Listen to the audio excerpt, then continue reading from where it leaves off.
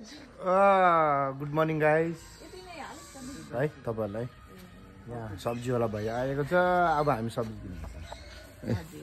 यहाँ भाउजू आयो भन्नुहोस्। सब्जीवाला भाइ आयो भन यता हेरेर। र आमा सब्जी आएको छ। लो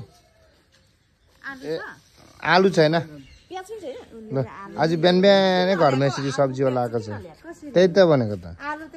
ए राई साग छ आमा? राई साग एकदमै दामी तर अलिक बुढो हो कि कस्तो? 3 मुठा 10 रुपैयाँ।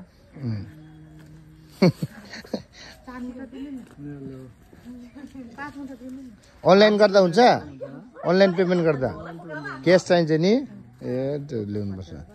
आमा राई साग पनि हेर्नु है सब्जी। धनियाँ कसरी? धनियाँ पनि उठाउनु आमा। धनियाँ 4 मुठा 10 रुपैयाँ। ए त्यो 2-3 पिस छ त्यो त। पोटल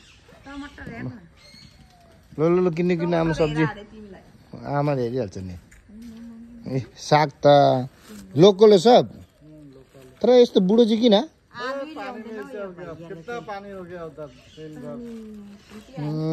कहाँबाट लिएर आउँछ यो चाहिँ? फलाकट्टाबाट हो पुरा? च्याउ आमा च्याउ पनि लोग्नुपर्छ है। यी च्याउ जाने बेलामा म ड्युटी जाने बेला च्याउ चाहिँ खानुपर्छ मजाले। अरे कहाँ 50 हो? बजारमै छ 40 रुपियाँ 50 रुपियाँ भन्छ। ओ भाइ सब्जी किन्नु हो नकिन्ने? अब ल 40 रुपियाँ अब टक्कै।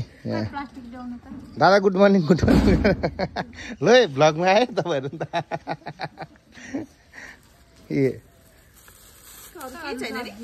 छैन यहाँ खोर्सानी छ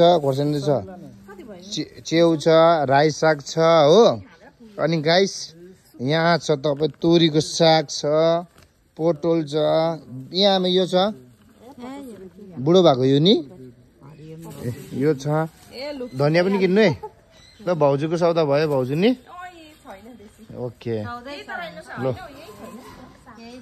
आजको चाहिँ हाम्रो बिहानको सौदा घरको अगाडिपट्टि आएको छ।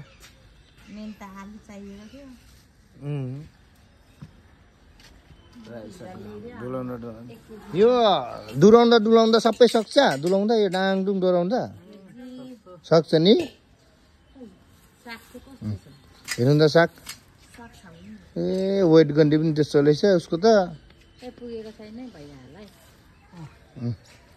ए सब्जी बिहानको त्यही त भनेको त।